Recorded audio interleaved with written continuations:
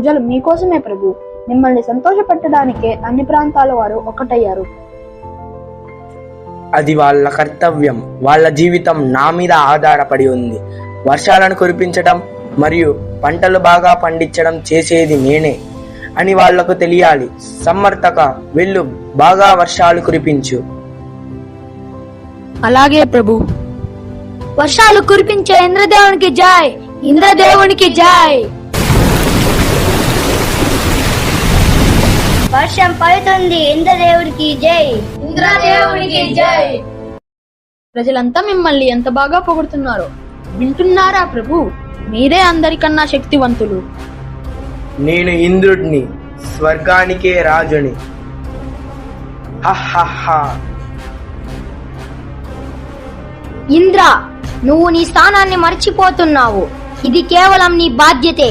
శ్రీ మహావిష్ణువు యొక్క ఆజ్ఞను పాటిస్తున్నావు అంతే. నేను నా ఇష్ట ప్రకారమే చేస్తున్నాను. నేను ఎవరి మాట వినను. ఇంద్ర, అందరూ పొగుడుతుండడం వల్ల నీకు పొగరు తలకెక్కింది. దయచేసి నీ ప్రవర్తన మార్చుకో, లేదంటే నీ పొగరే నిన్ను అంతం చేస్తుంది.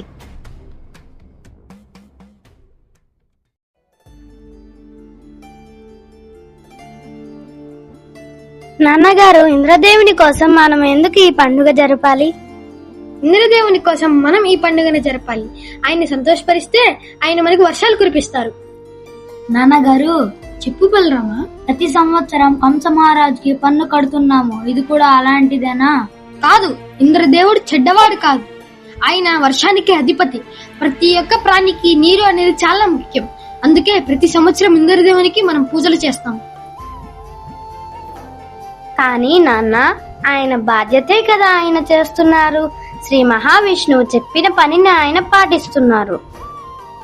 నాయనా కృష్ణ, ఇది తరతరాలుగా వస్తున్న సాంప్రదాయం. దీన్ని మనం వదిలిపెట్టకూడదు. అయితే మనము భూమాతను పూజించాలి. మనకు కావాల్సినవన్నీ ఇస్తుంది కదా. సూర్యదేవుణ్ణి పూజించాలి. మనకు వెలుతుర్ని ఇస్తున్నారు కదా. యమునా నదిని కూడా పూజించాలి. కృష్ణ, ఇదంతా నిజమే, కానీ ఇదంతా సాధ్యం కాదు. అది కాకుండా తరతరాలుగా వస్తున్న మన సాంప్రదాయాన్ని మనం వదులుకోకూడదు. కానీ నాన్నగారు, అన్నిటినీ మనము చెయ్యాలి. శ్రీ మహావిష్ణువు ఇంద్రునికి మరియు ఇతర దేవతలకు శక్తులను ఇచ్చారు. కృష్ణుడు చెప్పింది కూడా నిజమే కదా. దేవతలందరూ శ్రీ మహావిష్ణువు ఇచ్చిన ఆజ్ఞనే పాటిస్తున్నారు. వేదాలలో కూడా ఇంద్రదేవునికి ప్రత్యేకంగా పూజ చేయాలని ఎక్కడా లేదు. మనము ఆవులను మేపుకునే వాళ్ళం. మన ఆస్తులు ఆవులే. మన ఆవులు ఆహారం కోసం నమ్ముకున్నది ఆ పర్వతాన్ని. మనం కూడా అన్నిటినీ నమ్ముకున్నది ఆ పర్వతాన్నే.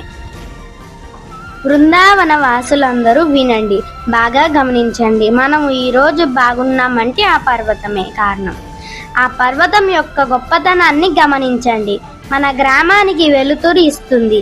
మన ఆవులన్నీ ఆ గడ్డిని తింటుంది. దానివల్ల చక్కగా పాలని ఇస్తుంది.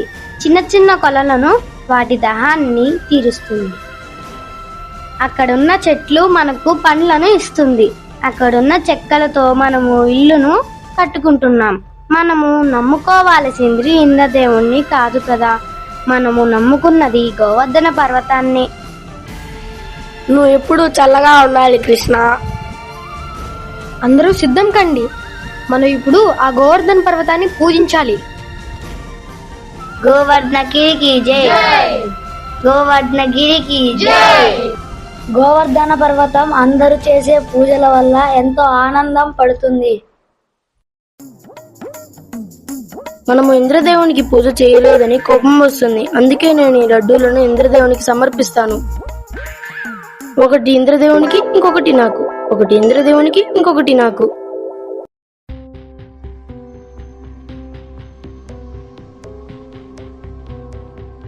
మీరు నన్ను క్షమించాలి ప్రభు.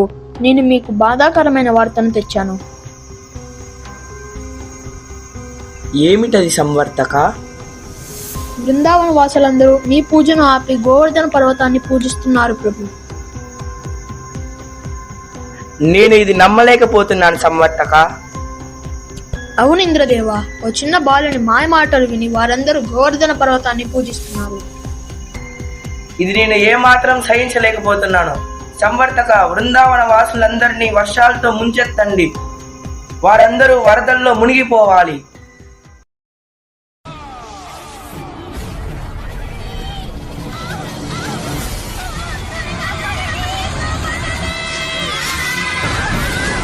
కృష్ణ, మనం చాలా తప్పు చేశాం. ఇంద్రుడికి కోపం తెప్పించాం.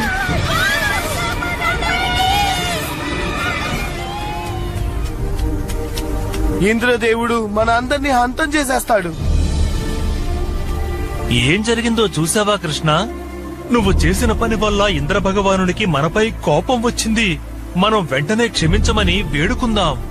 కానీ నాన్న, బలరామాగు, నాన్న చెప్పింది నిజమే. వీళ్ళు బాధపడుతున్నారంటే నేనే కారణం. ఇప్పటికీ ఆలస్యం కాలేదు.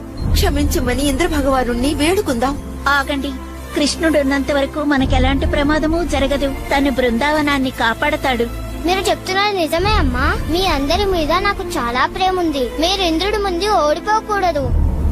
ఈ ఊరిని నేను కాపాడతాను. నాన్న, కృష్ణ, కృష్ణ, నువ్వెక్కడికి వెళ్తున్నావు?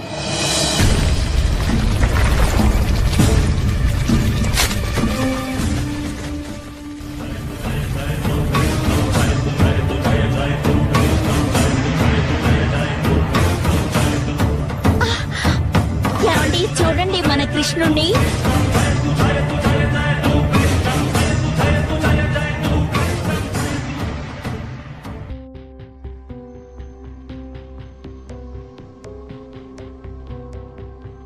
ఓ ఇంద్రదేవ, మహారాజా, నన్ను క్షమించండి. ఏమైంది సంవర్తక? 6 రోజుల పాటు భయంకరమైన వర్షాన్ని కురిపించాము. కానీ ఆ కృష్ణుడు చిటికిన వేలుపైన గోవర్ధన పర్వతాన్ని ఎత్తి బృందావన వాసులందరినీ కాపాడుతున్నారు. ఏమిటి? ఇది నేను ఏమాత్రం నమ్మలేకపోతున్నాను. నేను బృందావనానికి వచ్చి తక్షణమే ఈ సంఘటనను చూడాలి. సంవర్తక, బృందావన వాసులు ఎప్పుడూ చూడని భయాన్ని పరిచయం చేద్దాం పరా.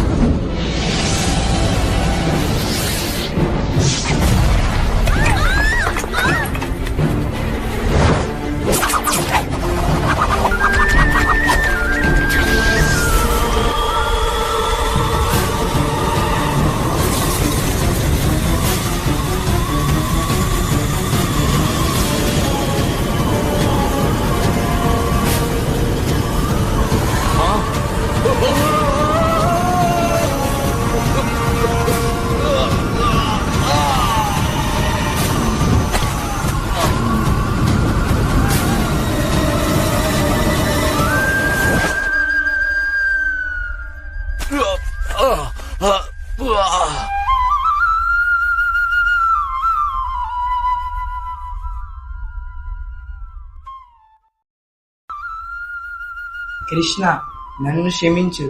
నేను ఎంతో గర్వంతో ఇంత పెద్ద తప్పును చేశాను. ఇంద్ర, నీ గర్వాన్ని అనగదొక్కి నీకు బుద్ధి చెప్పాలనే ఇదంతా చేశాను. ఎంతో గొప్ప శక్తి ఉన్న పిల్లాడు మనందరితో కలిసి ఉంటున్నాడు, అది కూడా బృందావనంలో. నేనదృష్టవంతురాలిని. కృష్ణుడు నా కొడుకు. కృష్ణుడంటే నాకు ప్రాణం. కృష్ణుడి జై! కృష్ణుడి జై!